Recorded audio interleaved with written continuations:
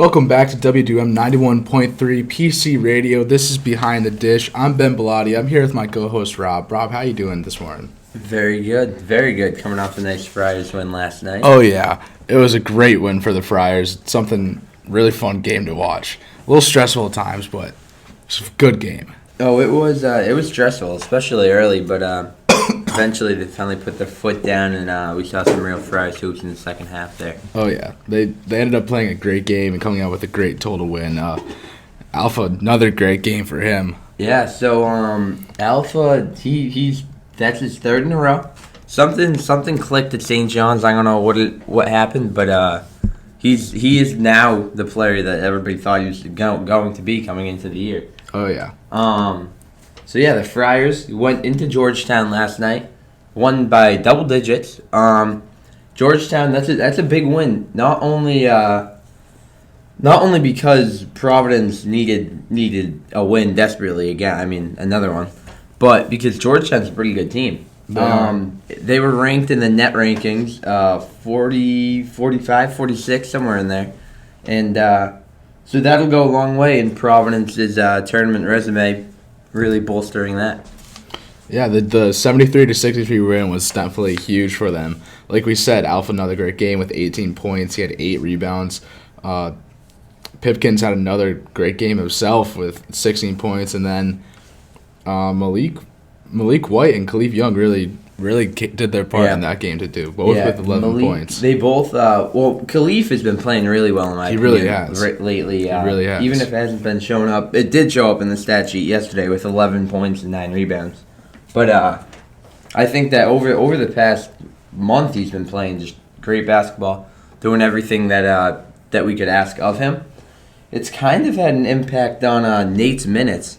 It feels like he's been in the mid to low teens for the past, I don't know, 5-6 games, which isn't. I mean, you got to do what you got to do to win, and it's not like he's not playing because he's not playing well. He had a couple big plays in the post yesterday.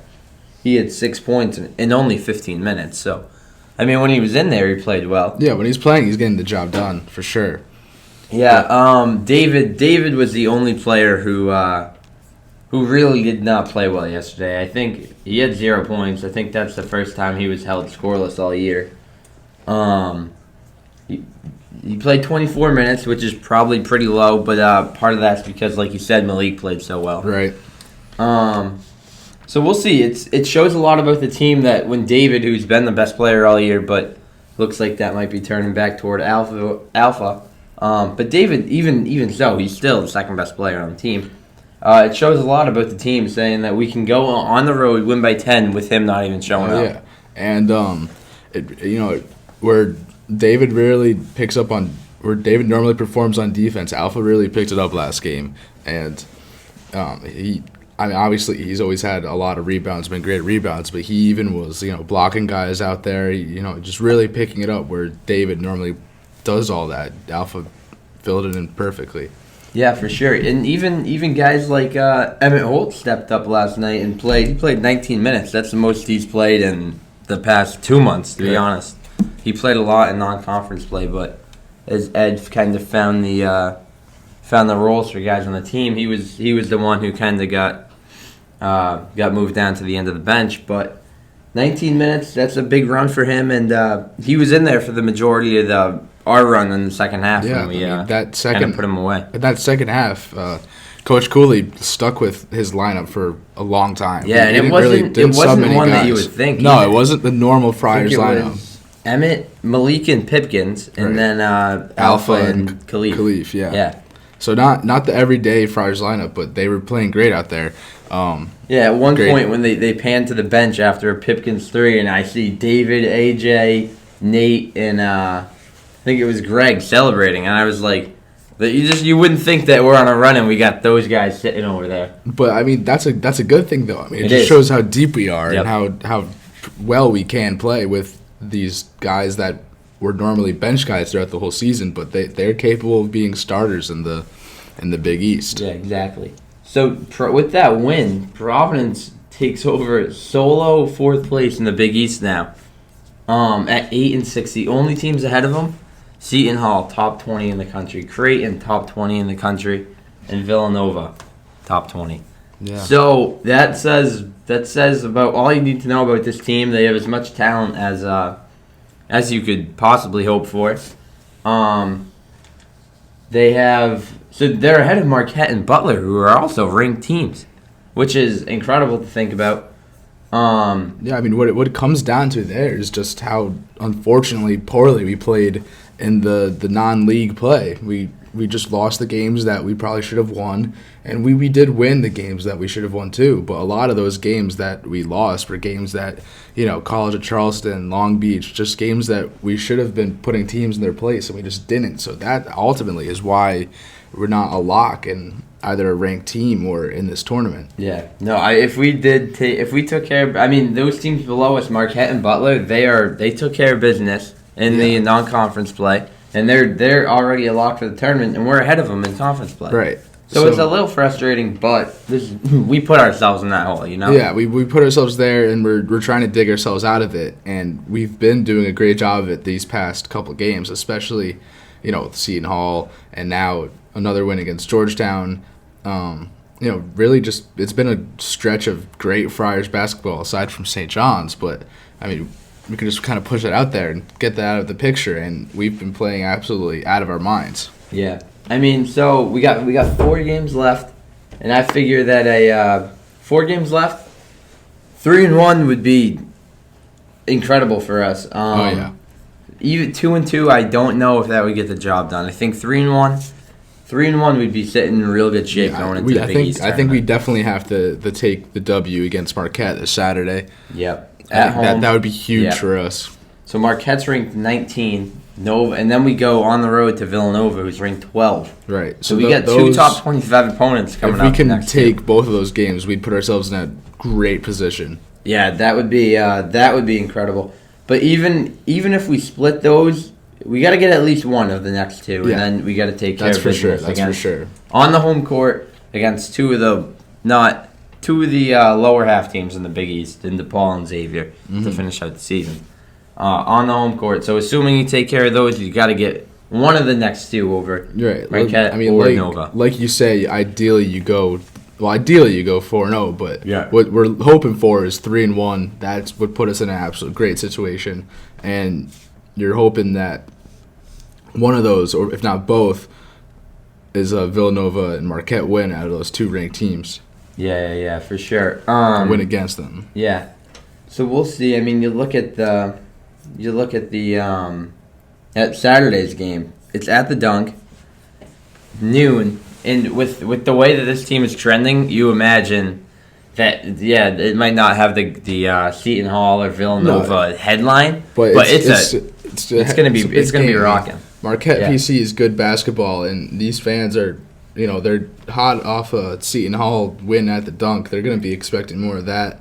There's already posts being sent around Instagram and all social media saying for the fans to be there dressed in the beach theme. So I saw that. It's going to be. I think the fans are really gonna. I think the fans are really gonna show up for that one, even though it's not a huge headline game. I mean, it is still, like we said, it's still a big game, but not. I feel like Marquette doesn't get the national attention that Seton Hall or Villanova get. But that doesn't mean they're not a good team. They're right there with them. They're a great team. They're right there. Right there. I don't think noon Saturday game is. I mean, that might have a little effect on who shows up. For the most part, I think it's going to be a packed Dunk once again, especially with the way we've been playing. I mean, you're going to always have those alumni that return and the season ticket holders, but in terms of students, I think they're ready to watch their Friars take down another ranked team. Yeah, I agree. I mean, it's a good time to be in Friartown. That's all I'm going to say. But so let's look back at the predictions from last night's game. I know you're happy about this one. And then we'll give our predictions for Marquette. All right. So like I said, the final score for last night's game was 73-63 Friars. Mm-hmm. And so my prediction was 74-63 Friars. Yeah, pretty dang within close. 1 point. I was 1 point off the total score. And then we all pick our who. So not only do we pick a score, we also pick the outstanding player. outstanding player, who, of course, I picked correctly in Alpha. Which was a very smart pick by you, I might add. Yes. So I was incredible yesterday. That it's almost impossible to do what I did, and I did it. Extremely close with that 74-63, almost down to the exact score. You obviously got the player right. So I was 78-69. It's not too far bad. off the score, I mean, you were within 6 of each team. Yeah, I picked Reeves to be the most outstanding player, so I was pretty far off there. I mean, he didn't play bad. He had 6 points in 15 minutes, but he wasn't the 3 machine that he's capable of being. Yeah, when you pick him to be the best player, you're just hoping that he catches fire, exactly. Which he could at any point. Right. But yeah, so I had probably the best prediction that will ever happen on this show. For last night's big win over Georgetown. So let's look ahead at Marquette on Saturday. Right, this Saturday at noon, playing at home. Yeah, so it's going to be a tough one. Marquette. I mean, they've dropped their last 2 games, both against Villanova and Creighton, so not easy games for them by any means. Their schedule has been similar to ours recently, and we've had the better record as of recent. So. Yeah, Marquette. So this game's actually on Fox. So finally, a nationally televised game for the Friars. Right, not Fox Sports 1. Yeah, we got Fox. Actual Fox. I mean, PC Marquette's a very underrated rivalry. Yeah, for sure.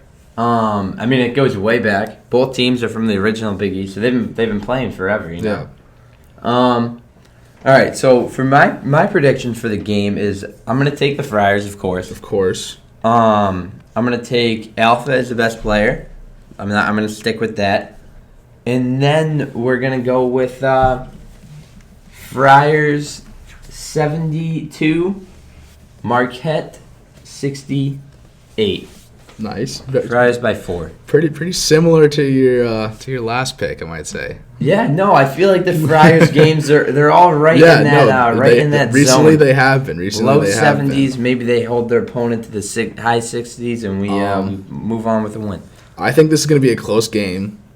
I think Marquette's going to look to capitalize on what appears to be, which certainly isn't the fact, but what appears to be one of the lower teams in this Big East. They're going to come in thinking like that. I think they're going to play hard and, put up a tough fight for these Friars. But I ultimately think the Friars are going to come out with the win. Let's go 74-70. And then we're going to have, I think David's going to show up. Okay. Yep, David.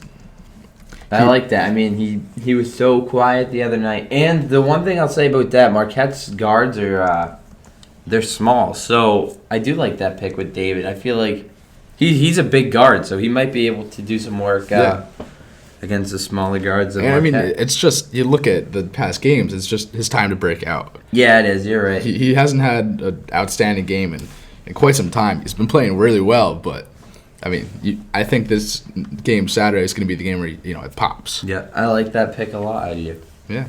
So there's your Friars basketball update. Pretty good stuff on the horizon for the Friars. Oh yeah. So we'll see. Should be a fun next couple of weeks for this team. We'll see how they play. Yeah. We're definitely looking forward to it. Let's move on real quick. We got some Red Sox news, some interesting news, some sad news. I know. It's really sad, especially for you. Let's start with that news. We'll move on to happier things after. But first off, gotta mention it. Gotta take some time in the show to talk about it. The Red Sox and Brock Holt are no longer together. Brock Holt signed a contract with the Milwaukee Brewers earlier this week, a 1-year deal with a team option for a second year. So earlier in the show, probably our first show, I was talking about, it's time for Brock Holt to get signed. There's a great utility player out there that, a team really could pick up. And I was hoping deep down over Red Sox, probably knowing it wasn't, but now it happened and it's true. He's not going to be a Red Sox anymore. He's going to be a Milwaukee Brewer, which honestly is a great fit for him. I mean, that team prides themselves on versatile guys, which Brock Holt is probably the founder of a super utility player himself. So definitely a great fit for that team. There's a lot of fun guys on that team for him, but the sad part is that he's leaving Boston, and Boston was a place that he just absolutely loved and adored. I mean, this is a guy that drafted by the Pirates, I believe, for early career with the Pirates 1 year, then traded from the Pirates to the Red Sox, spent a little bit in the minors, but then 7 years up with the big league team. Whether he was a bench player or he was our leadoff hitter at one point, he had us a ton of big moments. 2 cycles with the Red Sox, the only postseason cycle in history. 2 years ago against the Yankees in the ALDS, excuse me. He brings a smile to everyone's face. He plays loose. He was best friends with Andrew Benintendi, J.D. Martinez. They were always joking around in the clubhouse and out on the field. He just was a fun guy. He showed that baseball is that game when you're supposed to have fun to play it. And aside from all the great moments and everything that Boston fans ate up, whether it were like this clutch pinch hits and like the cycles, the great defensive plays, no matter where on the field he was. He also was just a great member of the Boston community. I mean, this is a guy that didn't get too much recognition for what he did for the community, except for last year. He was nominated for the Roberto Clemente Award, but aside from that, it was really only like a couple social media posts. But this is a guy that was ton of work for the Jimmy Fund. Dana Farber, he was with. He was always in the hospital with kids, just talking to them, brightening their day a little bit. The same smile and energy he brought onto the field, he brought with him into these hospitals and into wherever he was doing charity work. He was just a outstanding member of the community, and Boston will miss that. You have to assume and that he's going to pick that up in Milwaukee or wherever he ends up after Milwaukee. But that's just a part of Boston that is going to be missing now, and I'm definitely going to miss it for myself, and I know a lot of the other Red Sox fans are going to miss it. But, Brock Holt, there's so many great things. But the standout thing, aside from, World Series champion and all that, well, one of my favorite Brock Holt moments, it was 2013, 14 maybe.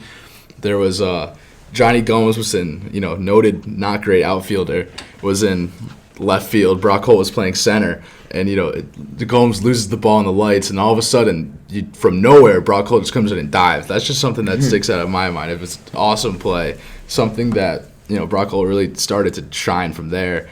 That's when he really celebrated, and I don't know. This is just a great glue guy, clubhouse guy that got the team going. And there was a lot of clips from his interview yesterday with the Brewers where he talked about not wanting to leave Boston and how tough it was to leave, and then he also talked about his first day with the Brewers, but. The sad part, he never thought he was going to play for another team after he put on that Boston uniform. He just was such a great fit for them. And it was a harsh reality for him to face and for all of Red Sox Nation to face, but he's no longer going to be with the Sox, so. I know that you're pretty sad about it. Yeah, he's a fan favorite, so no, anytime. I mean, he's also a great player, not nowhere near the level of Mookie Betts was, but I mean, it's a guy that his role was important, whether it was on the field or keeping the guys loose and everything. He's just someone that you really want to have on your team. Yeah, no, the way I kind of look at it is it's almost like as if the Patriots lost Julian Edelman. I think that what Edelman is to New England and the Patriots is kind of like Brock Holt to the Red Sox in New England. Right. So it definitely sucks, but. Hopefully, I wish him the best in Milwaukee. Ultimately, 100%. Brewers. I'm in your corner now because I want to see Holt succeed. Yeah, they should have a decent chance though, right? Yeah, I mean, they're not a bad team. They lost some guys, but they brought some guys in, made a couple trades. So I don't think they're at the level they were a couple years ago, but they're still definitely a wild card team, if not competing for second. Even for the division if they catch fire. But do you see him playing kind of the same role over there that he did in Boston? I think he should get a little more playing time. I think if he was in Boston this year, he could play almost every day. But up in Milwaukee, they have a couple utility guys, so I think he's going to play a little bit of everywhere. Kind of the same thing he's done with Boston, just maybe a little more playing time than he had in years past. So good. So in other news. Red Sox have signed Jonathan Lucroy former All-Star catcher, former Brewer, Angel, Athletic. He's bounced all over since being an All-Star. But Jonathan Lucroy, the catcher, I personally love this signing, even though it's only a minor league signing. And it was reported he's a non-roster invite in spring training, but you have to imagine that Jonathan Lucroy is going to make the big league club, because the other catcher we literally just signed out of nowhere. No, I don't even remember his name. So you have to assume that a veteran guy like Lucroy, who works really well with the pitching staff, especially with this not so certain Red Sox staff, you have to assume that he would make the big league club. I think this move is great, not only because it gives you a pretty solid backstop behind there when Vasquez needs a day off, but because, like I said, he's a veteran guy. He knows how to work with the pitching staffs. He's going to mold this younger rotation and hopefully give them some insight on how to succeed in the big leagues. So I really like that signing. I think we'll see how he fits in with Boston culture, but I see it as a great move, especially after trading away Sandy Leon to the Indians. This is a guy that kind of takes his place, and definitely a great move for the Sox. Yeah, so you pretty much see him being a guy who could come in and give Vasquez a day when he needs one. Yeah, I'm sure Vasquez will get the majority of playing time, but Lucroy, definitely a still serviceable catcher. Yeah, so that's a good signing. Last thing in Red Sox talk. So before we traded Mookie Betts, they were talking about maybe dealing him to the Padres, and we'd get Will Myers, kind of like a huge salary dump in exchange for another little salary dump. But the Padres are still willing to move Will Myers, and they're looking at Red Sox for options. So at first glance, I didn't like this move at all. Will Myers, on the back end of his career, at least offensively wise, he hasn't performed well in a couple of years, but he has the potential to. But he's on like a $60 million deal, and the Padres are really looking to get away from that and shed some payroll so they can move forward in other ways and kind of move on from Will Myers. So the Sox would be willing to take that on if they can get some high prospects. So we're interested in pitcher Cal Quantrill. He's a top pitcher in their system. Luis Campusano, the catcher, Gabriel Arias. Now, we wouldn't get all those guys, but one or two of them possibly. It's unclear what the Red Sox would be trading to them, but it has been a talks that it might be a 3-team deal involving the Reds maybe, because the Padres are looking for another young guy like Nick Snezzle from the Reds, center fielder, second baseman. He can play either way. They're looking for a guy like that, so basically, they just be kind of a similar deal to the Dodgers, Twins, Red Sox deal, except just lower-end guys. So, I don't know. If it happens, I wouldn't be opposed to it. I'm not crazy about getting Will Myers, but if it means rebuilding the farm system for the Red Sox, I think it would be a great move, especially in a season like this where, you don't have too much to look forward to. You're not expecting too much out of these guys, so if you're going to have a lower-end season and it could help you out in a couple seasons, I would definitely do this move. So, yeah, like I said, it's reported that it could be a 3-team deal either with the Reds, maybe the Indians. It's still unclear, but just know that there's talks out there. Good. Well, I'm glad to hear that there's some positive news in your mind about the Red Sox. Yeah. I know it has not been a good couple weeks. No, it's been a tough offseason, but, with spring training getting started up, you've gotten a little more excited. Of course, it was media day yesterday, so all the guys are looking happy. Yep. You're kind of like days like that, if you do pay attention to it, you're reminded that there's still a lot of likable guys on this team. There's still a lot of favorite guys on this team. That's what I was just going to say. Xander Bogaerts is still there. Rafael Devers. Mitch Moreland re-signed. Still got JBJ, Andrew Benintendi, Chris Sale. Hopefully, big bounce back. We could be not even talking about losing Mookie. I'm sure we will, but it's got a lot of. They've got more potential than people are giving them credit. They do. I mean, you lose someone like Mookie, of course. That's what everybody's going to focus on. Right. Exactly. These guys.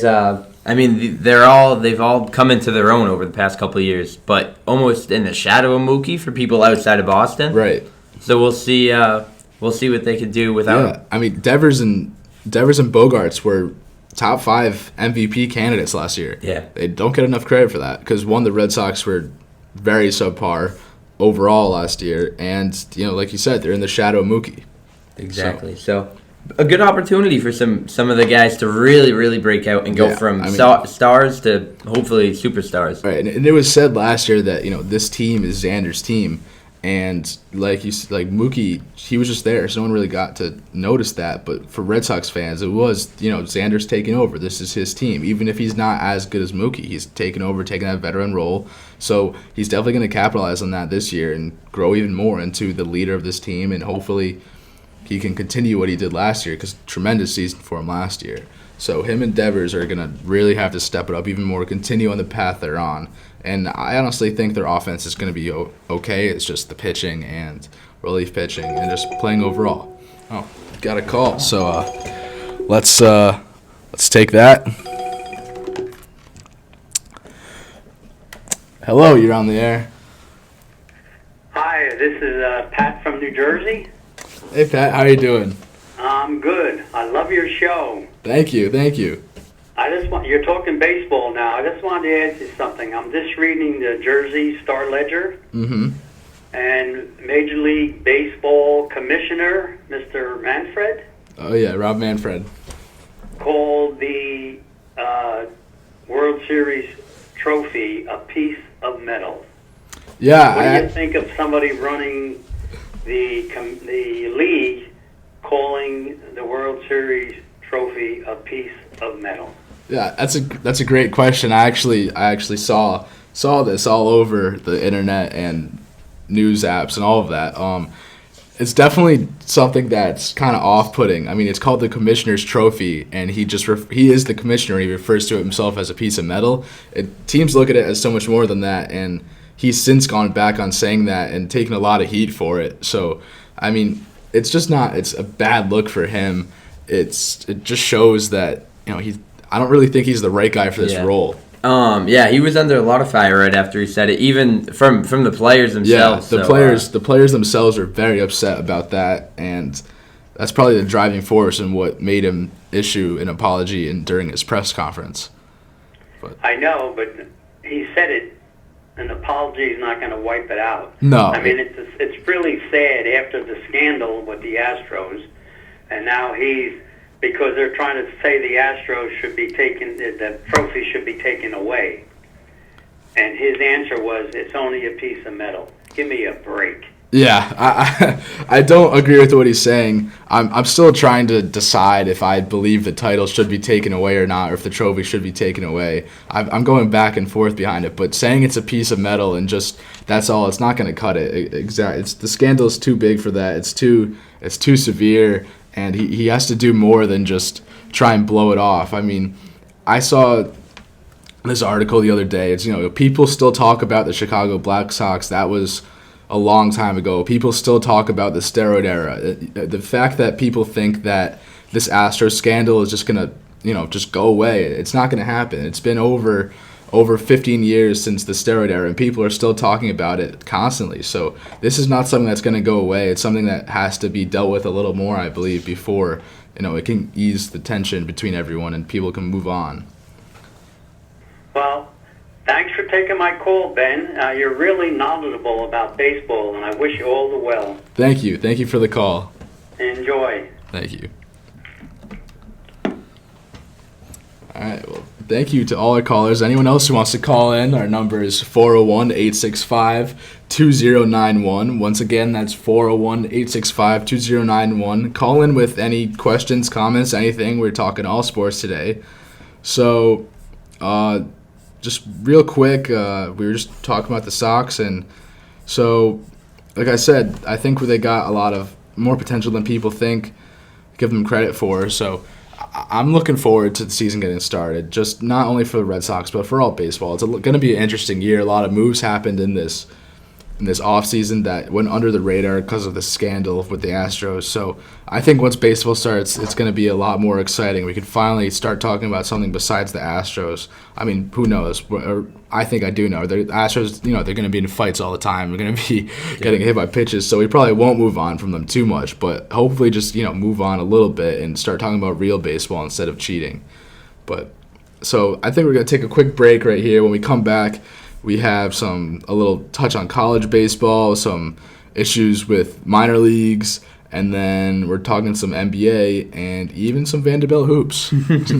So you're listening to WDUM 91.3 PC Radio. This is Behind the Dish. We will be right back. Welcome back to WDUM 91.3 PC Radio. This is Behind the Dish. You're here with Ben Bellotti and Robbie Cannon.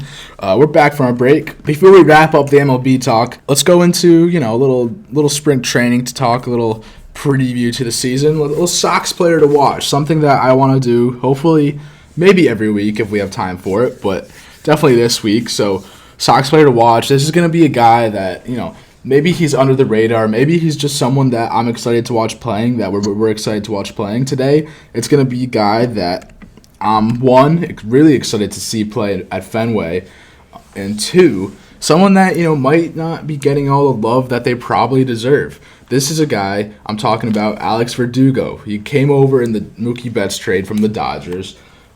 Was under a lot of heat at first because, one, he's not Mookie Betts, but two, it was kind of uncertain if he was fully healthy. He's kind of childish in some people's eyes, stuff like that. But I, for one, am excited to see Verdugo play. He had a great season with the Dodgers last year, his first full season in the MLB. He played 106 games, hitting .294 with 14 home runs. On top of that, he played amazing defense. This is a guy that can pick up defensively right behind where Mookie Betts was. Not quite at the same level as Mookie Betts, but I know I had this take a while ago. I didn't say it out here on the show. But even without Mookie Betts, I think Red Sox have top outfield in the MLB. Top defensive outfield in the MLB. Still do. With Andrew Benintendi, Jackie Bradley Jr., now they signed Kevin Pillar, and Alex Verdugo. These guys still top of the line, top one, maybe if you have to, top two. But I still think these guys are right there, top defensively. But back to Verdugo, I'm really excited to see him. He's a spark plug. This guy, he showed up to spring training with like 10 chains around his neck. Very, he brings the swagger out. He brings that, the younger mood to the camp. He's not the youngest guy on the team, but he definitely brings that energy that he is, and he brings the youthful back. He picks up, hopefully he can pick up what Brock Holt left in types of energy. He's 23 years old, so same age as Devers. But, he acts a little younger than Devers. He doesn't have a daughter like Devers does. But atop from that, he's a great average hitter. I think he can blossom into a guy with some power. He's going to hopefully keep up his average. And he's always going to be a above-average defender. This is a guy that I'm really excited to watch play. Like I said, I know a lot of fans weren't too happy with the deal, and a lot of fans weren't too happy with the health of Alex Verdugo. He's a guy with some back issues. It's not exactly certain how healthy he is, but he's healthy enough to be at spring training. He's been working out. He might just lay low a little bit in the first couple weeks, but he's going to be, hopefully, and we're thinking he's going to be ready for opening day. So, he can probably be in the top, probably like 6 hole, if not maybe second hitter. Who knows? He's going to fit into this lineup pretty well, and I see him performing very well. I don't think Boston, I don't think it's going to hurt his personality. I don't think it's going to, a lot of players they don't play well with the pressure. He was in a big market with the Dodgers. He has a huge personality. He's already let that show just in the first couple of days of spring training. I don't think the Boston media or the guys, they're hard on their own guys. I don't think that's going to get to him. He looks like someone that can push through it and just keep on with that smile on his face, with the swag he's got, those big, huge, shiny chains. He's gonna come through, and he's gonna power through it all, and I think he's gonna perform very well. So I got a couple things about him. So, one, I hope that obviously he was, I guess for Boston fans like you, when you saw the Mookie trade, he was the guy that you kind of circled. Right. So I hope that. Obviously, he's not Mookie Betts, like you said. No one is. So by no means. So I just I hope that he is supposed to be the one to make that deal somewhat worth it. So hopefully he can live up to that. Right. And when people are judging him for what he's done, you can't compare him to Mookie Betts because that trade it was more of a salary dump than anything. Do I think we could have gotten better guys if we absolutely tried? Yeah. But getting rid of David Price and Mookie Betts' contract was the main goal of that trade. So you really can't compare Alex Verdugo to Mookie Betts. And I know you weren't doing that, but I'm just saying for people looking at the Alex Verdugo's performance at the end of this year, throughout this year, he's not Mookie Betts. He's not anywhere close to Mookie Betts. No one really is except for like Mike Trout and Bellinger. So you can't compare him to that. But that being said, like you're saying, yeah, he was the guy in the trade that, kind of made it worth it. The other two prospects are going to be, average players at best. That's what they're scouted to be. Hopefully they turn into something more. But Verdugo is, a rising star. He's someone that he's a 3-win player already. Hopefully you can get him to be above that, and just hope you want to see him continue to go. This is a guy that's only 23 years old. Like I said, last year was the first season in the bigs, full season. So. Yeah. So you said he's I guess a fun guy. Yeah. Maybe a little immature. Maybe it's been looked. Some fans think he's immature. There's been a couple articles and things written about that, but I don't necessarily see that as a bad thing. Like he's only 23 years old. Right. So you don't see it being any problem, you don't see him being a problem in the locker room. No, I think he's a guy that plays with a lot of energy. He's from Mexico, or no, he has Mexican heritage. He's from Arizona, right? Mm-hmm. But I mean, he prides himself with being Mexican, and he wears, he was wearing the arm sleeves and all that with the Mexican flag on it. He plays with the same culture that they do down there, the same energy that they do down there. They love baseball there. They play with a ton of energy, and he brings that. And I think that's something good for this team, especially losing Mookie and Brock. You're losing a lot of energy. You still got, like I said, Devers and Xander, but Xander's a pretty quiet guy, doesn't play with a ton of energy, just goes about his business. You kind of need someone to lighten the mood and to hype everyone all up. I think Verdugo is going to do a great job with that. Gotcha. And then, am I reading this right, that he took number 99? Yeah, so originally given number 12, and so that was when fans were pretty upset because that was Brock Holt's number. And then he switched to 99. No one really knows why, but I think it's just adds to who he is as a character. He just, Manny Ramirez was 99 with the Dodgers. He had big personality guy over there. I think, 99 is just a big personality number. I think it just fits his personality. I don't think 12 was a fitting number for a guy like him. Gotcha. So then, so like you said, so we pretty much have 4 outfielders now that you add him and Pilar. Right.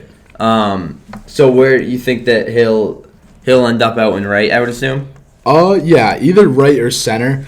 What I've thought of is Jackie Bradley Jr. might move over to right field. That's where Mookie played, mainly because there's a ton of ground to cover.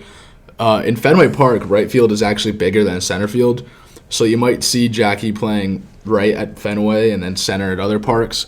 But I think Verdugo can definitely handle right field or center field. Bradley's definitely comfortable in center field. Been playing there for the past couple of years now. So yeah, I think originally they'll probably slot him at right. Maybe eventually they'll move him to center and have Bradley move over to right. But all 3 guys, the 3 starters, Benintendi, Bradley, and what we expect to be Verdugo, they're all capable of playing each position very well. Benintendi's played center field very well before. Verdugo played center a couple times for the Dodgers. I think that was his main position, either center or right. Pretty sure it's center because Cody Bellinger was manning right field over there. So all these guys have the capability of playing anywhere. So if he's not comfortable at right, I'm sure Benintendi or Bradley would be perfectly fine with switching it up. I mean, these are guys with all plus arms and plus defensive ability and just in general. So got a lot of versatility on this Red Sox lineup. That is a plus.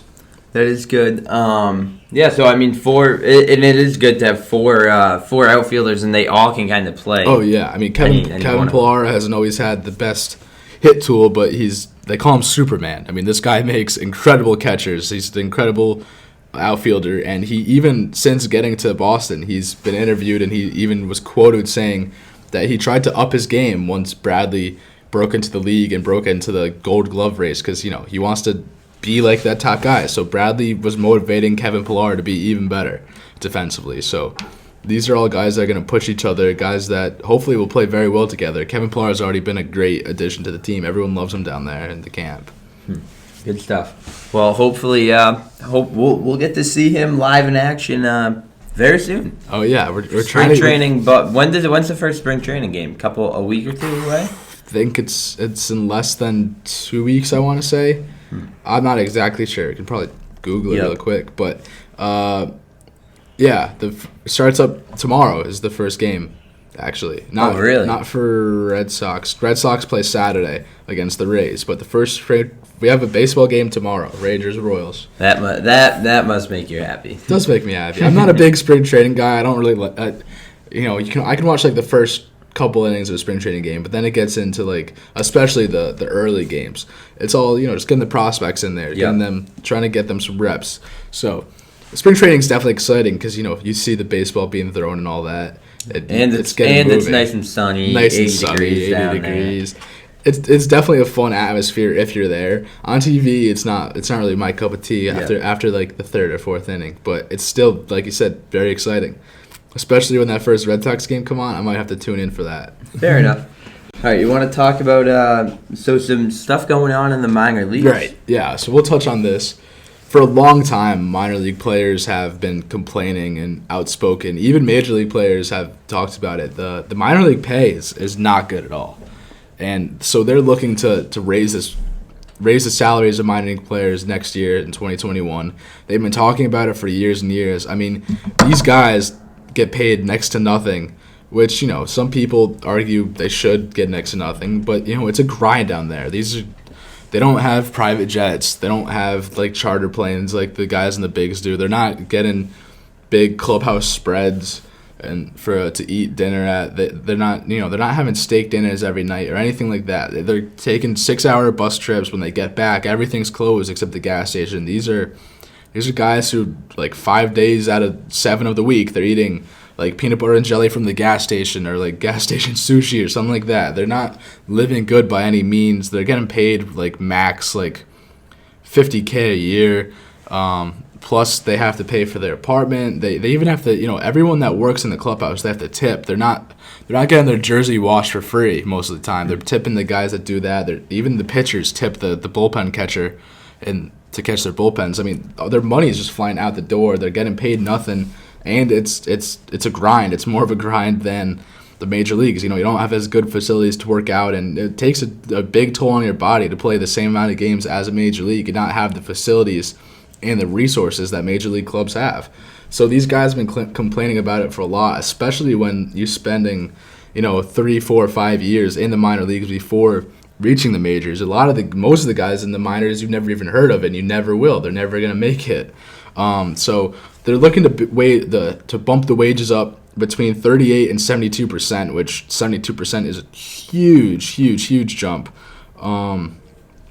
So originally, the original plan to do this was they were going to probably be closer to that 72% increase, and the original plan was to get rid of about 42 of the 160 required affiliate teams, and fans were not happy about this. Players were not happy about this. So hopefully this plan should not have to do this anymore, but there's still some worry that with increased wages for all teams, every single level gets an increase. There's still some worry that some teams might have to go. But all around, I think this is a great move. These teams have the money for the most part. These guys deserve to get paid a little bit more. They are professional athletes.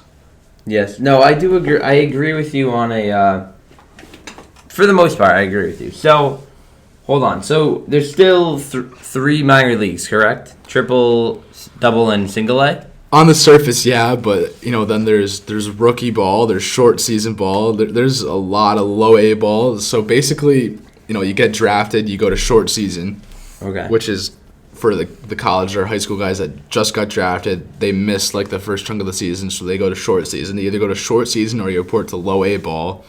There's low A ball, high A ball, single A, double A, triple A, bunch of little leagues. But for the most part, the big 3, like you said, triple A, double A, single A, and single A is just kind of divided into short season and stuff like that. So when you say they proposed cutting 42 teams, which you don't think they'll have to do anymore? No, and I'm assuming that means overall. They didn't go into much detail in the report. I think they mean from like all levels. Oh, okay.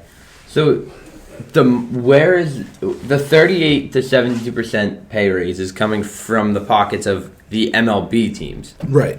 Because Right. Okay. Yeah. So they're like the Paw Sox, for example, AAA affiliate, soon to be the Woo Sox, AAA affiliate of the Red Sox. For example, they're a separate entity, like business wise, from the Red Sox, but they're like connected. And so when like a player goes from AAA to the Red Sox purchase their contract from the Paw Sox. So it's basically the same way as operating from a major league team to a major league team in the essence that, you're trading them, you're purchasing their contract or trading something for that. So it's the same like that. The only difference is, like I said, it's like they're affiliated with the team and they have connections with the team. So it's all run by the same people. Like, the general manager of the Red Sox still controls all those minor league moves and everything for the most part. But they have different owners. So these owners are still pretty wealthy guys, and they still use some money from the major league teams, but for the most part, each team, especially the AAA teams, have their own owners. So, for example, the Red Sox owner, I don't remember which one, but out of the three guys in the ownership Fenway Sports Group, one of them stepped down and bought the Paw Sox. Oh, okay. Yeah, so, there's so much money in the MLB that it probably, honestly, like you said, it's 38 to 72% of 50K isn't like an astronomical number, you know what I mean? So, it seems very doable with only, I don't know, I feel like a couple million from the MLB a year to their minor league clubs would go a long, long way in upping the salaries. It's not like you have to go out and take $10 million from the MLB, right? Right. From each MLB team. So here, I just pulled up this article about it. This is based off weekly pay. So for rookies in short season and high A level, just short season. So just the guys straight out of college, guys that just got signed like halfway through the season, their pay is going to go from about $290 a week to $400 a week. Then Class A is very similar, $290 to $500. Double A will jump from $350 to $600, and Triple A from $502 to $700. That's all on a weekly basis. So, these guys in Short A and Class A were basically making what you make from minimum wage, essentially. No, literally. Yeah. I think that's what I made over the summer. Some of them less, right? A full-time job is what, 42 hours a week, right? Yeah, let's say, I don't know, $12. Like, how much? 12? Yeah, that's math. Yeah, like 11. Let's do like 11.50 because I think here in Rhode Island it's 10.50. Okay. Massachusetts is what, like? It's like I think it's like 12.50 now. All right, so yeah, it's gonna be like 15 soon. Yeah, so even with 11.50 at a full-time job, the minimum wage would get you $483 a week. So up until you're in AAA, you're making less than minimum wage. Right. And most of those guys have to pay other things on top, like you said. Exactly. Like no one has their own apartment except for the guys that were the first overall pick and get a huge signing bonus. Everyone else is just, they're rooming with 2-3 guys. They're going to the laundromat. They're doing things that you would do. A lot of the guys in the off season are waiters and everything. This is by no means an easy job. No,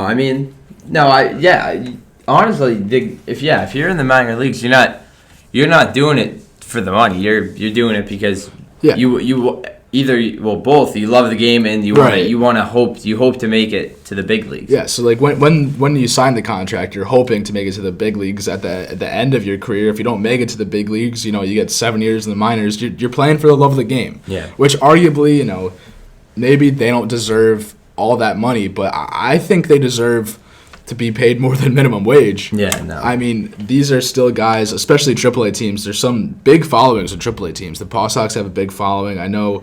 They're moving to Worcester, which is like 20 minutes from me. You should see like the project that's going on. Oh yeah, there's not a real lack of money in the project. Have you seen McCoy Stadium in Pawtucket? Yeah, I've been there. Yeah. I mean, it's one of the nicest minor league stadiums ever. It's where my high school played the championship. It gets used a lot, and plus the Paw Sox, they have great promotions. A lot of these teams have great promotions. That's great for younger fans, great for families that don't want to spend $100 on tickets to go see the major leagues. You go to a AAA game, or even a lot of people follow like the local communities, like not necessarily with the Paw Sox. They do have a pretty big following, but other teams like the Portland Sea Dogs, the other lower affiliate with the Red Sox, they have that community in Portland. They're always at the games and everything. So I mean, it's not like these teams don't have fans. Some of them, yes, don't, but a lot of these teams are still generating revenue for their towns. So these guys, like I said, they deserve to get paid a little bit more. Not major league pay, but they deserve to get paid. Yeah, so it's a topic that, I mean, we all agree that they should be getting some pay, or some more pay than they have. Right. So just to put it into perspective, major league minimum is $563,000. $500,000. Basically $560K per year is league minimum for the major leagues. The minimum in a minor league, if you're on like the 40-man roster, you have an option to go to the major league club. The minimum for guys on the 40-man is $46,000. So that's huge drop. So you can potentially, get called up to the majors. You get that major league, and you get sent right back down. You get $46,000. That's a huge difference. Yeah. And especially, a lot of these cities, they're not the cheapest cities to live in, Oh, for sure. Even if you're rooming up with 2 or 3 teammates. I mean, now, like down south, they have it a little bit easier. But much easier. Then they if you get the cost of living goes down, then all these teams down south have to travel a whole lot longer. They have the longer bus rides, not as much options to eat, all that. So it comes and goes no matter where you are. Yeah. But yeah, so I think this would be great. Hopefully, they don't have to get rid of minor league teams. But raising pay is definitely good. For sure. So I think that's definitely a interesting debate. But hopefully there is a change soon. Yeah, and it should take over next year. Oh, okay. So I mean, even individual teams, like this article reports that last year the Blue Jays just by themselves independently raised all their minor league contracts. They increased by 50% last year. So some teams are putting it upon themselves to make this happen and make this better. So it's definitely going in this direction, and hopefully it's a uniform change by next year. Awesome.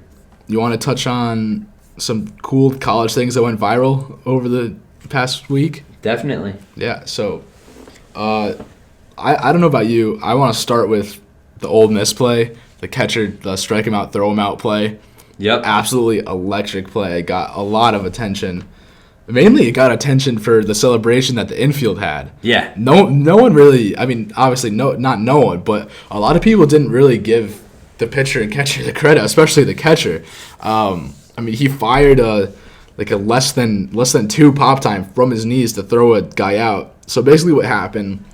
Ole Miss was playing the number 2 nationally ranked team, which I don't remember right now. It will come. I think it was Louisville. Yep, it was. So Ole Miss was playing Louisville. They won the game on a strike him out, throw him out. So pitcher struck the batter out. Catcher threw the runner trying to steal out at second. They won the game on that play.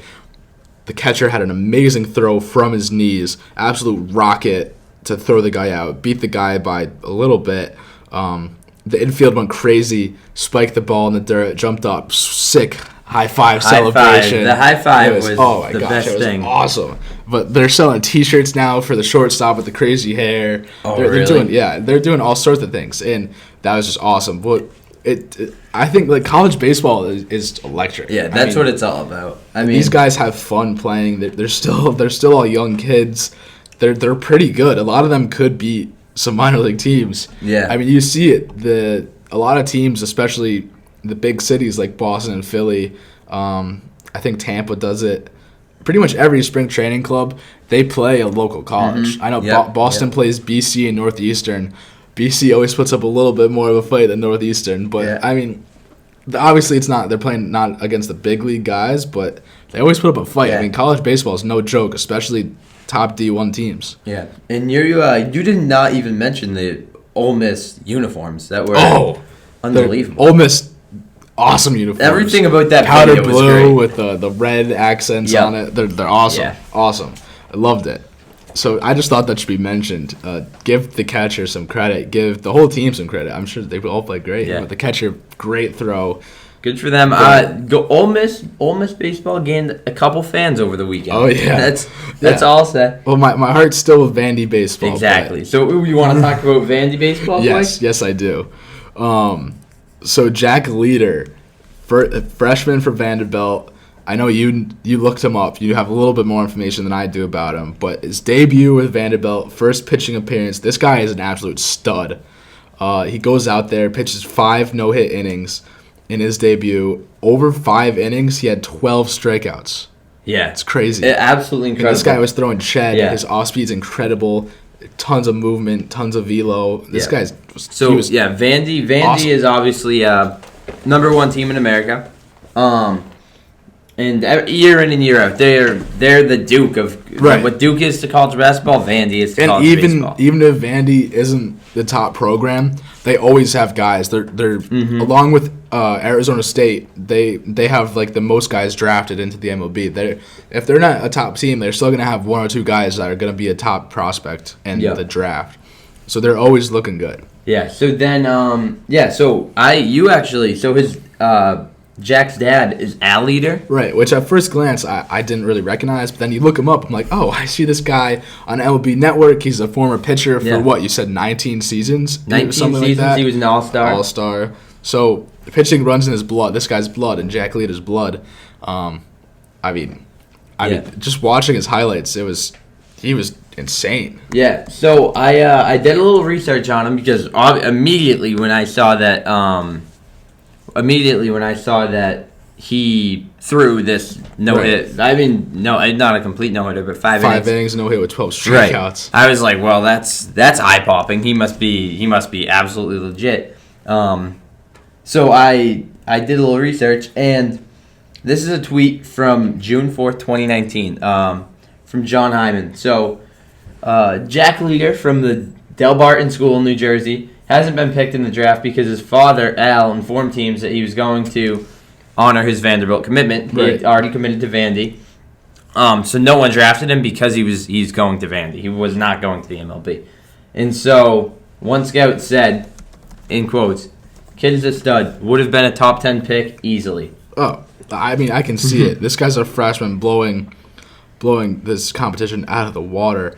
Like 12 Ks in 5 innings is absolutely insane, especially for your debut, especially for a team like Vanderbilt.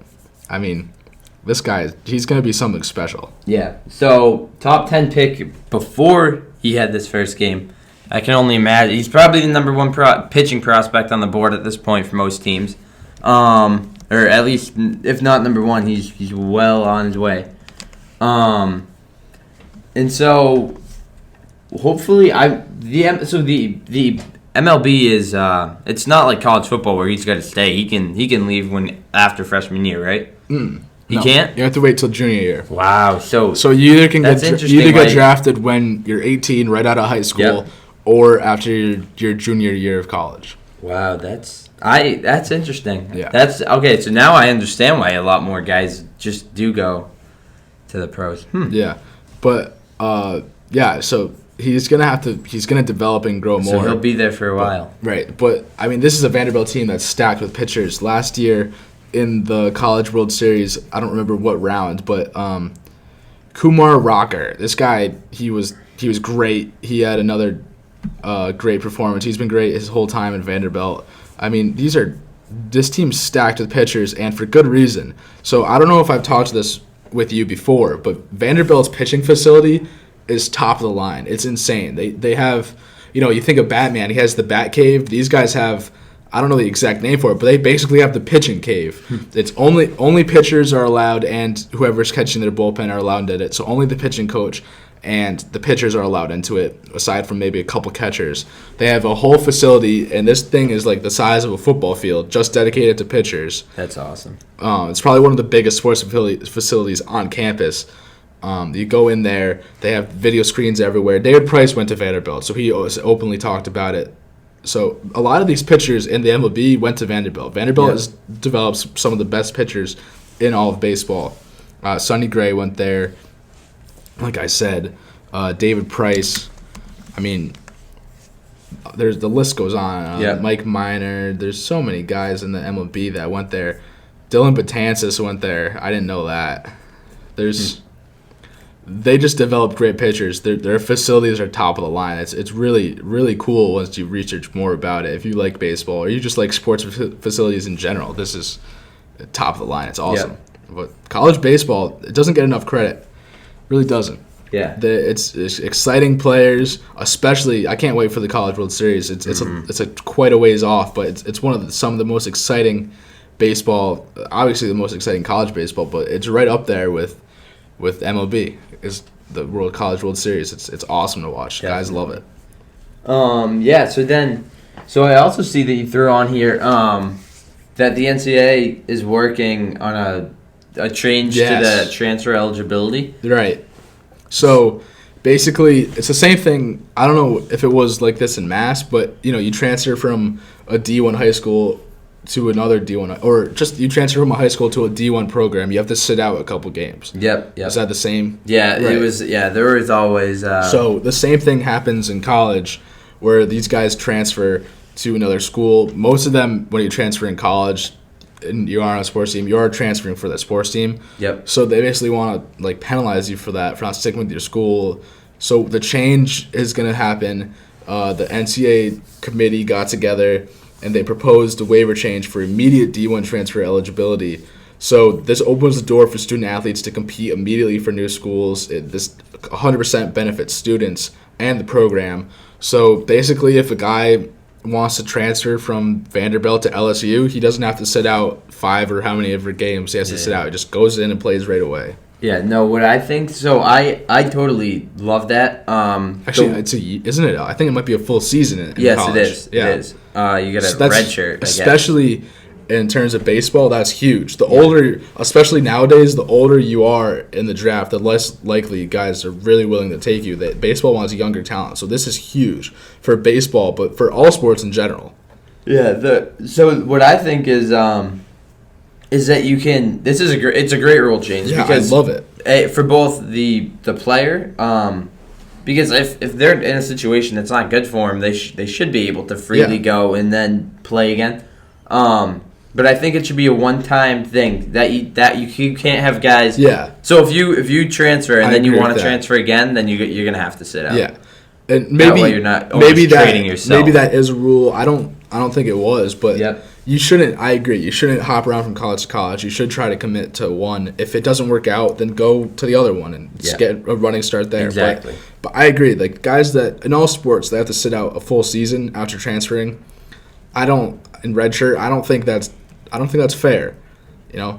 Like you want to get. I think the rule just to give the guys that are already there a chance to play, or is it just because you're transferring schools and they want you to focus on your education? Like I don't know exactly what you have to sit out for. Yeah, I mean, there's got to be a reason. I would assume it's a little bit of kind of a mix of all of those. Right. Obviously, they don't want guys who are hopping school to school. And they ultimately they probably want you to stay where you are. They'd rather not, you guys. Right. So we'll see. But no, I do think that would be a good change.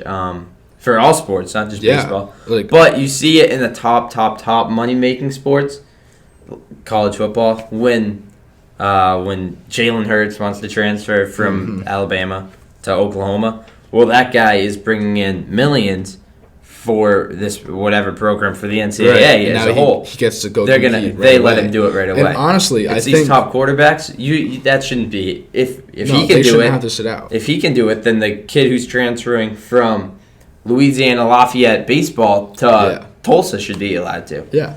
And I think honestly this rule will benefit. Obviously, it's going to benefit colleges for the players transferring in, but I think it's going to make students think a little bit more carefully about what schools they have to pick for.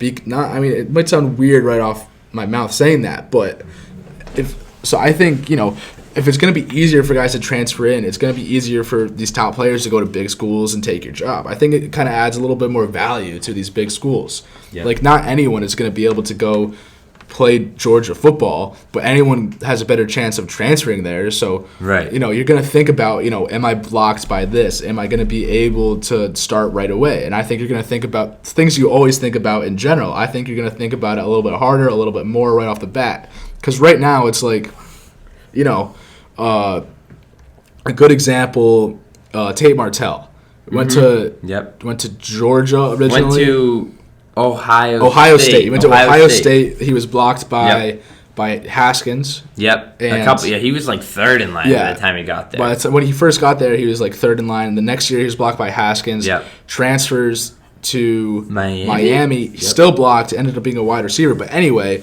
if he didn't have to sit out for did he have to sit out? Do you have to sit out in football? Yes. I feel like he got started right away. It's not a full season then, is it? No, it is. But the NCAA for football make a lot of exceptions, right? So I'm sure they made it for him. The same thing with Jalen Hurts, right? They made an exception for him. Yep. When he transferred to Georgia.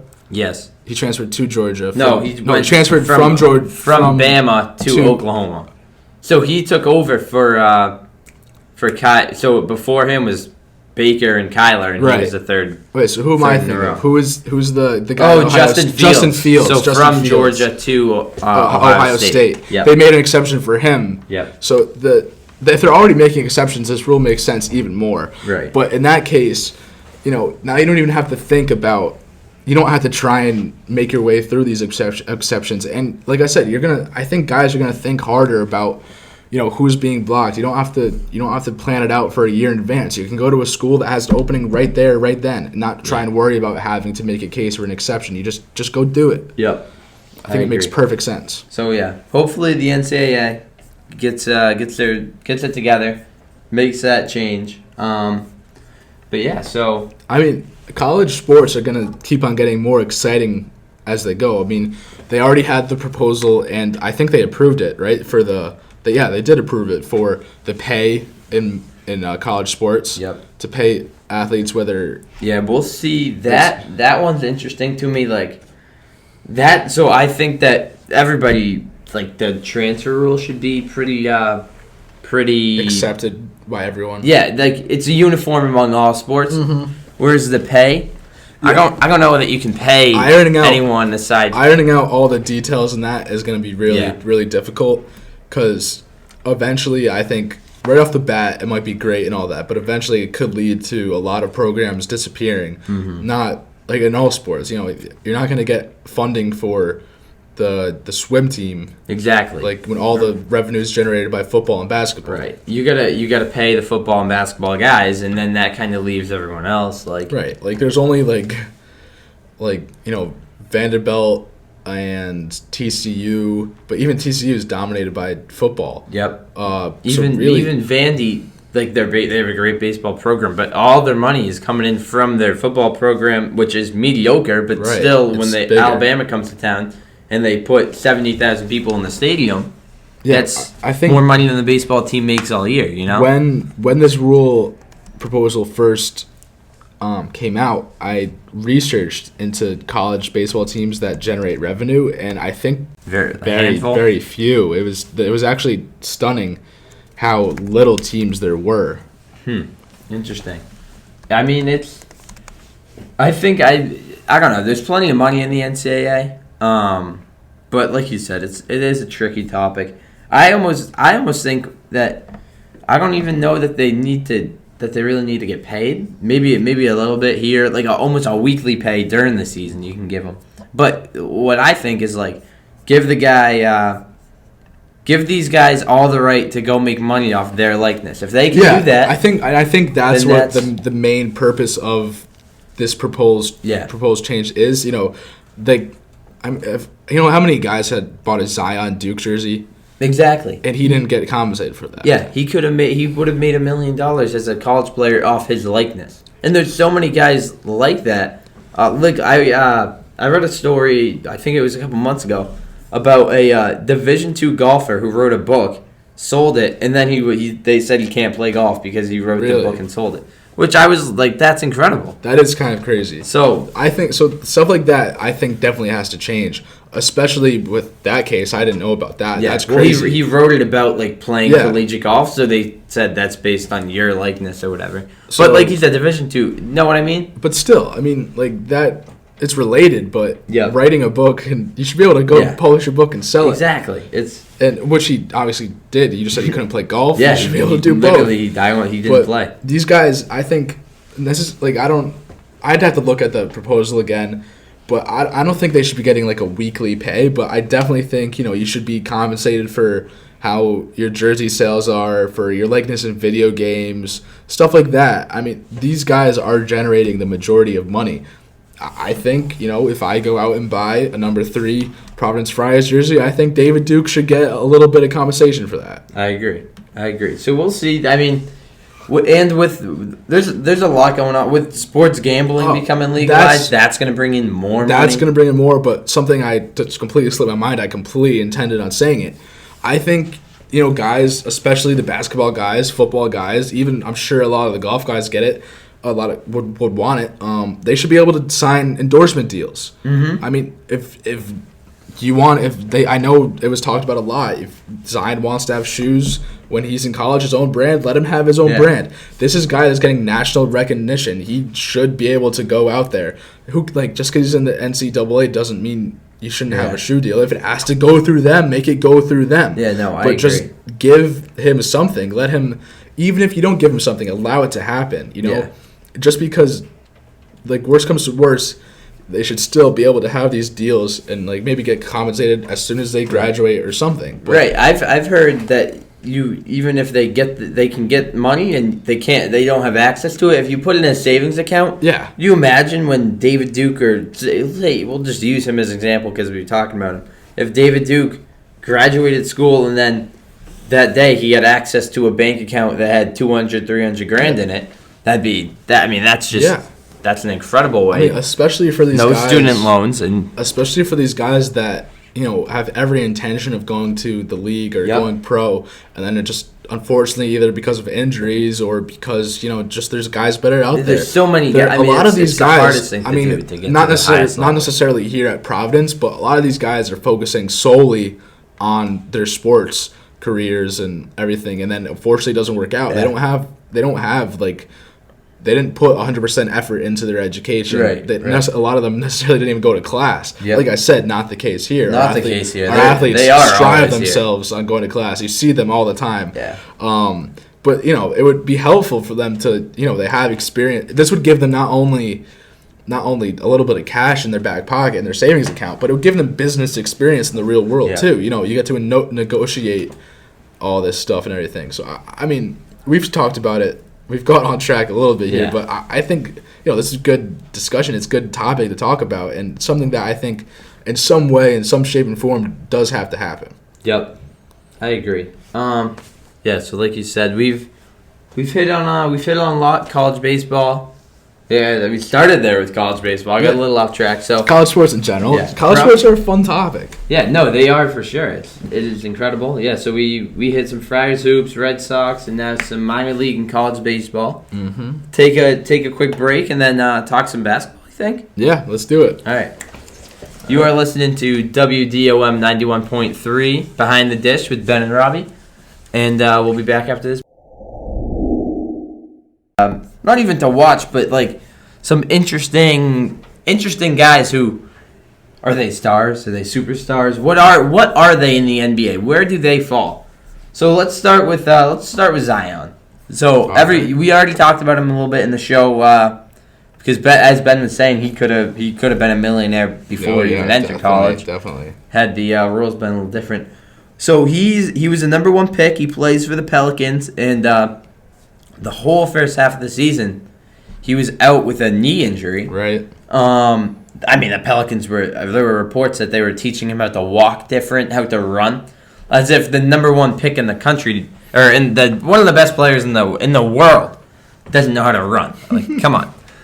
Well, maybe he doesn't. I mean, constantly hurting his knee or his ankle. I mean, this is a dude who in college, his shoe fell off and he hurt his ankle. He broke his shoe at one point. Yeah. He's unbelievable. He's massive. Yeah, I mean, he weighs like 285. I think, so before you talk about basketball, Zion needs to lose some weight.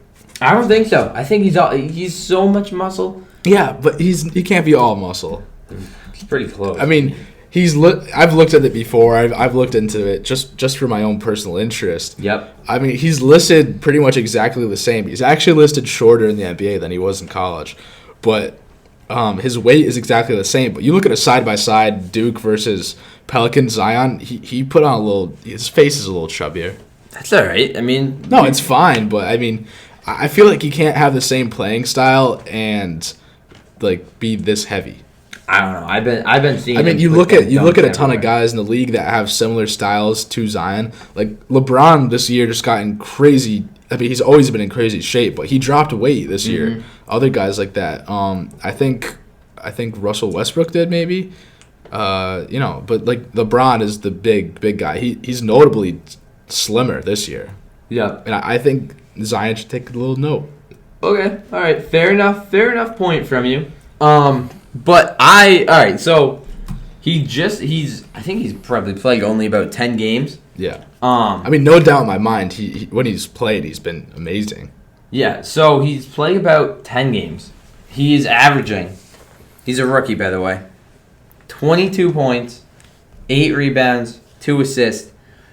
But he's only playing because obviously they're trying to work him back slowly. Right. He's only playing like 25 minutes a game and he's putting up those numbers. So I think that the whole time I've been that he is the real deal. He's gonna be he's gonna be a transcendent player in the game and in the NBA. So we'll see. His jump shot looks a lot better than it did at Duke. I think he is the real deal. I think he's going to continue to grow and improve. I think though it's just his health is the only question that really decides that. Yeah, absolutely. So we'll see. I personally hope that the Pelicans can make a real run at this come the playoff time. So right now I think that they would be in the playoffs. But the West is the toughest. Oh, so they wouldn't be. They're 11th right now. Yeah, I was going to say I didn't think they were in the playoffs because Brandon Ingram is also on the Pelicans and he's had a great year. He has. So between getting Zion back, they've got to jump the grid. They've got a long way to go. So we'll see. They got to jump the Spurs, the Blazers, and the Grizzlies. Who the Blazers I'm going to talk about next when we get to Damian Lillard. So we'll see. It would be great to see the Pelicans in the playoffs with Zion. That's for sure. But right now, like I said, they're 23-32. They're going to need a real push here coming down the stretch. They sure are. But that they still have 25 to 30 games to go. So you figure if they can a winning record in there, they might need even more than a winning record. So we'll see. They might need to have like I don't think it's looking I don't. Too good It's definitely not looking good. But Zion, I think that next year, even the second half of the season, I think that he's going to be a top 20 player in this league, in a league full of absolute guys. I mean, there's just so many people in the league right now who are superstars. There's no other way to put it. Yeah. So I'm happy to see Zion playing this well. It's incredible for the game. He's the most fun player to watch in the NBA. Especially for the hot take. For me, he's not, but for the non-basketball enthusiast, I can see that. He's must-watch TV. I can see that. Yeah. So next, let's talk about Damian Lillard, big season for him. Who for me might be the most fun to watch, with the exception of Steph Curry. So Damian Lillard has had a year, not even a year. The Blazers got off to a bad start. So actually, I just mentioned it. They're still not playing great, man. No, they're still not. But They are currently 9th in the West. Obviously, you got to be 8th in the West to get into the playoffs. I think I'm not worried at all. I think they're going to get in. I feel like there's a lot of teams that make the NBA playoffs. Yeah, it's 8 from each, 16 teams, 16 out of the 30. So yeah, definitely. Definitely, you have like more than half. Borderline below 500 teams making the playoffs. Yeah, you got to be right. 500 pretty much will get you in. You got to be a couple games above 500. That's kind of crazy. So wait, you said the top 8 teams, right? Yep, top 8 from the East and the West. In the East, the Nets and the Magic are both below 500, and they're getting in. Yes, well, the East is definitely weaker than the West this year. Oh yeah, for sure. But yeah, I mean, right now the Magic are significantly below 500, and they would be in. But back to Damian. Yeah, so we'll hop over to the East in a little bit. Yeah. So the Blazers are 25-31, but yeah, they didn't get off to a good start this year at all. No, they did not. But neither did Damian Lillard. On a personal level, he did not. But now he's hurt. No, not hurt. But he missed All-Star Weekend this past weekend with a groin injury. So, right. When I say hurt, it's not going to be a long term. He's day to day. He probably could have played through it. Just didn't want to. Exactly. Didn't want to risk anything. Right. It's an All-Star game. That's not something that you go out there doing. Exactly. But Damian Lillard is having an incredible year. He's averaging 29.5 points. Wow. So pretty much 30 points. 4.5 rebounds, 8 assists a game. That was with getting off to a bad start. So let me go. He had a run coming down the stretch here that is pretty much unmatched. It really hasn't been matched. At one point, these were his point totals consecutively.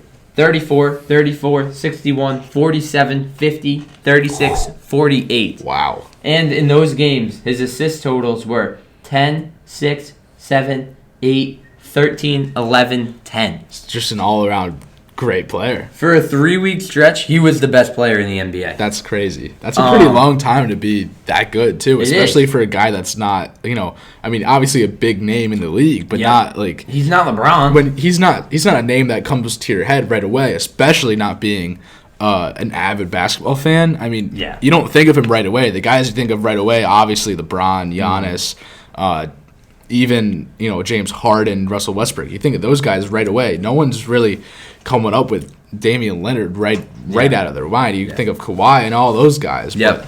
But he should be in that conversation. Yeah. So those are kind of my two guys from the West that I kind of had highlighted coming in. Mm-hmm. And both their teams are on the playoff bubble, outside looking in right now. So I hope that they can both jump in, because I think that Damian Lillard provides the fireworks when he gets into the playoffs. Oh yeah, game winners. He's built for those moments. He needs to get back on the court. So the NBA resumes tonight from the All-Star break. So I assume that most teams play tonight. I would assume that the Blazers do. So hopefully they can get a win tonight and get going in the right direction as we come down the stretch here in the NBA season. You want to see him in those playoffs. Exactly. That I can also guarantee you that the commissioner, Mr. Adam Silver, wants to see him in the playoffs too, because he does drive eyeballs. Not so much for the fair weather NBA fan, but for the NBA fan, yeah, for sure. He's prime time. So now we'll hop over to the East. Yeah, next up on the list you got Jason Tatum. Yeah, so I want to talk about Tatum. So obviously we're both Celtics fans. Oh yeah. Right now they're third in the East, but I do think they're going to jump the Raptors. They're only 2 games back of the Raptors. I definitely think they can. Yeah, so the Raptors are at 40 wins. We're at 38. I haven't kept up with the season a tremendous amount. I've been watching it here and there and keeping up with the real news. But the Celtics, they've been playing hurt a lot, right? They've had a good amount of injuries. Yeah, so Kemba and their Kemba's team banged up. Their team goes out there without their top guys and performs. So I think once everyone's 100% for a good stretch of time, they'll have no problem jumping those Raptors. Yeah, exactly. So they played the Raptors. They played the Raptors a couple times, or more than a couple. I think a few. They played them on opening day. They won at the Garden. They play them Christmas. So I'm only gonna recall the ones that I can remember off the top of my head. Then they play them on Christmas Day when they blew them out up there at Toronto. 118-102. Yeah, they handed it to them. So I do think that they'll pass them. Pass them at some point, but even if they don't, it's not a huge deal. No. The first 3 seeds, not the end of the world. But you would want to meet the Bucks in the conference finals, opposed to the quarterfinals, or not the quarterfinals, the semifinals. But yeah, Tatum's been playing great. Another Duke guy right there. Yep. So Duke just turns them spits them out. Yep. Like we said, they're what Vanderbilt is to the MLB, Duke is to the NBA. Oh yeah. The Tatum's been playing awesome. Yeah. Obviously an all-star, just really fun to watch. Yeah. I mean, especially from not an avid basketball fan, you turn on the game, you focus on Tatum, it's always something exciting. Yeah. So exactly. So that's what I was going to say. So he is he's averaging 22, almost 23 a game. But it's not so much that, because like you said, there's so many guys on this team. Despite the injuries, we've still had a great year. So it might not. We have, I think, Gordon scored 30, Tatum scored 30. Well, Tatum scored 30 a lot this year, but Gordon scored 30, Tatum scored 30, Jalen scored 30, Kemba, Marcus Smart. We got 5-6 guys who could put up 30 on any night. You put them all together. You put them all together, healthy, right? It's great.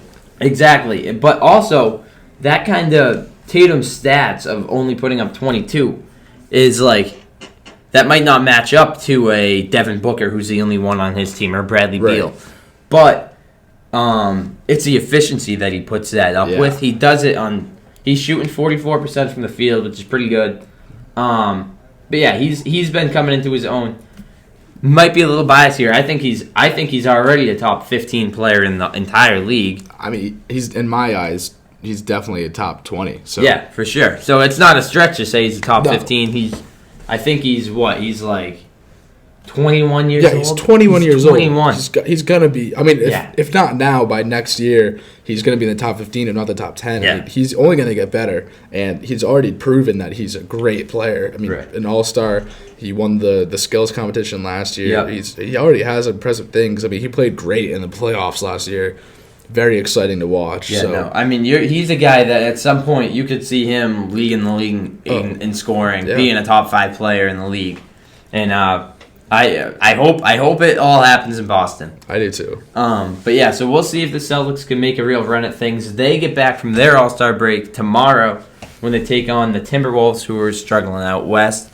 But they made some moves recently. They just got D'Angelo Russell from the Warriors when they traded Andrew Wiggins. Right. So that's a new look team without Wiggins, who they've had for a while now. But yeah, so Tatum, I love Tatum. We love Tatum. We just wanted to mention him. And then so this one. So in the West, we got 2 guys who are on teams from the outside looking in. Right. And then the East, we're going to talk about 2 guys who are atop the standings. Looking down. Right. So now we're going to hop over to Giannis. It's Giannis, obviously top 2, top 3 player in the league. I think by the end of the season, he can be regarded as the top player in the NBA. Yeah, so I think that you could make a fair argument for 5 guys, but in those 5, that includes Kevin Durant, who's out for the season, and Steph Curry, who's out for the season. So realistically, you're down to 3. Right, LeBron, Giannis, and Kawhi. Yeah. So I think if the Bucks go far in the playoffs this year, that he will be regarded as the top player in the league. Yep. I think it will go 1 him, 2 LeBron, 3 Kawhi. And then Steph and KD have to prove when they come back. Right. So, right here, Giannis, he's averaging 30 points a game, which is just, of course, that's ridiculous. But almost more ridiculous, 13.5 rebounds a night. And then 6 assists. He's all around. He's really. It's incredible how strong he is. He's more of a athletic specimen than LeBron. Yeah, I mean, let's take LeBron's stats compared to the Giannis's right now. You have Giannis at 30 points per game. LeBron's at 25. LeBron's at 7, about 8 rebounds. Giannis is at double 13 and a half. LeBron has more assist average, about 11. Wow, Giannis is that's at 6. That's impressive. That's impressive. That shows like LeBron's changing his game. What does that rank in the league? First. Really, LeBron's first in the league in assists. That shows. It's actually aside from points per game, it's the only thing he's top 10 in the league at. Wow. Interesting. So, So I mean, not to say. I mean, he obviously all around it makes him into a tremendous player. I still think obviously he's up there, but just in comparison, that shows how good Giannis has been, and kind of, in my opinion, proves my point on why I think he's going to leap over LeBron and take that top spot. Yeah, and Giannis has led his team to the best record in the league. Oh yeah, by a fair margin. So the Lakers, they're both the 1 seed. The Lakers are the 1 seed out west, but they're 41-12. Where the Bucks are the 1 seed in the East, they're at 46-8. So yeah, Giannis is incredible. And just to compare him to Kawhi, I mean, Giannis 30 points, Kawhi 27. Kawhi with less rebounds, less assists, less points per game. Yeah. I mean, I think in my mind, it's really no question. If Giannis can just prove that he can continue to perform in the playoffs, because he did perform last year. If he can just be that dominant player in general, I think no question next year we're going to be looking at Giannis as the number 1 player in the league. Yeah, so I'll just LeBron. You gotta win something before you can pass LeBron. I agree. And even Giannis now, or not Giannis, Kawhi now has two championships, 2 Finals MVPs. So let me ask you this. So Giannis has got to make the finals before we can even start talking. So let me ask you this. If now let's say Giannis makes it far in the playoffs but doesn't win, but if they just make it farther than the Lakers in general, does that, in your opinion, put him in front of LeBron? No. Or does he have to win it all? I think. Well, I don't know. The LeBron might not make the finals. The West, even though they're the best team in the West right now, that is a conference full of teams. The Clippers with Kawhi, they're right behind them. And Paul George once he gets healthy. But I think that for Giannis to pass LeBron, I really do think he's got to win. He's got to win the title. I think. All right.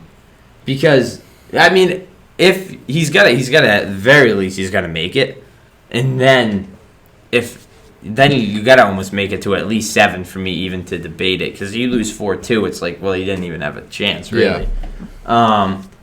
But I mean, I got nothing but respect for Giannis. It's laughable that he could have been wearing a Boston Celtics uniform. We took Kelly Olynyk 2 picks before Giannis got drafted. Don't get me going on that. Yeah, but I mean, obviously, no one sees Giannis becoming this. Clearly, the 14 teams who picked ahead of him didn't. But yeah, he's the most he might be the most fun player to watch. It's just every guy that I see, I'm like, well, he's more fun than the last. In my opinion, he is. I think in general he can be the most fun to watch. But looking in from an outsider's perspective, I think, like you said, Zion is so fun to watch. I think Giannis, in some ways, is just a more, precise, more defined Zion. Yeah. No, honestly, yeah. And then it's the NBA. He's a global player. He's not from America. He's from Greece, so that helps. Exactly. So right, he's from Greece and his parents are from Nigeria. Yes. It's pretty cool. Yeah. So he's got a lot of perspective right there. Exactly. And he was just the All-Star captain for the 2nd year in a row. Mm-hmm. Lost to Team LeBron, but that was an amazing game. But yeah, so it seems he is a really, really, really likable guy. I don't know anyone who, and even from the players that I've never heard someone say like a real bad thing about him. Aside from as a person, So I mean, the NBA is in a good spot with him at 25 years old, leading the way, and then you got guys like Luka and Trae Young who are even younger, right under there. Right. Yeah. So the NBA, it's going to be a really, really, really fun couple of weeks coming up. Couple months, honestly. We got the home stretch starting tonight, with a lot of teams who have a chance to win the finals. You never between the East probably has the Bucks, Raptors, and Celtics could all win it in my opinion. Maybe even the Sixers if they get hot. So we'll say there's 4 teams in the East, but then the West you got the Nuggets, the Clippers, the Rockets. There's teams everywhere who can win it. The Lakers. So we'll see. I think there's probably 7 or 8 teams who have a shot to win this thing. Hopefully the Celtics can do it because Ben, like we were talking about it a little while ago, we got to get to a parade. It's been too long. It's been like a year, hasn't it? It's been way too long, man. Way too long. Yeah, no. I mean, if the Celtics got to get there, but if they don't, I mean, high hopes for the Bruins, man. Yeah. Oh, we're neither one of us are huge hockey guys, but hockey. Let me tell you, hockey parade would be electric. Oh yeah. A lot of fun. Yep, you got that. You hit that right on the head. And they the Bruins won last night in overtime. Well, I'll give a quick Bruins update. I think that they're number 1 still in the East. Yep, they're number 1 in the East. 4-game winning streak, but the Lightning are on an 11-game winning streak behind them. The Lightning are always a good team. They've been in the playoffs for a long time in a row now, and they've just been performing great. So, I mean, I think the Bruins have a really good chance. I think they have a good chance of making it far in the playoffs, and if they can get to the Stanley Cup, I think they have a great chance of winning it. I mean, they were there last year against the Blues. Arguably should have won that. They just played really bad in the Stanley Cup. It was honestly frustrating to watch. I watched every game of it. It was not a fun Stanley Cup if you're a Bruins fan. But I think this year, get a little redemption, get a little fire under you, maybe, get a little revenge. Yeah. Go take the cup back. I agree. So let's bring some parades back to Boston. We're gonna have a couple chances here between the Celtics and Bruins. So we'll see. I don't have anything else. You got anything else you want to add for the show today? No, I just good luck to the Friars Saturday. Yep. Get ready. Spring training baseball is coming. The NBA's back. A lot of good stuff in the sports world. Sports world's really starting to pick up again. So. Thank you to all who listened, and thank you to our caller. Thanks for listening. Thanks for supporting the show. Make sure to catch Robbie and me, and Sam Pocock on Tuesday, and then catch us again next week. We'll be back.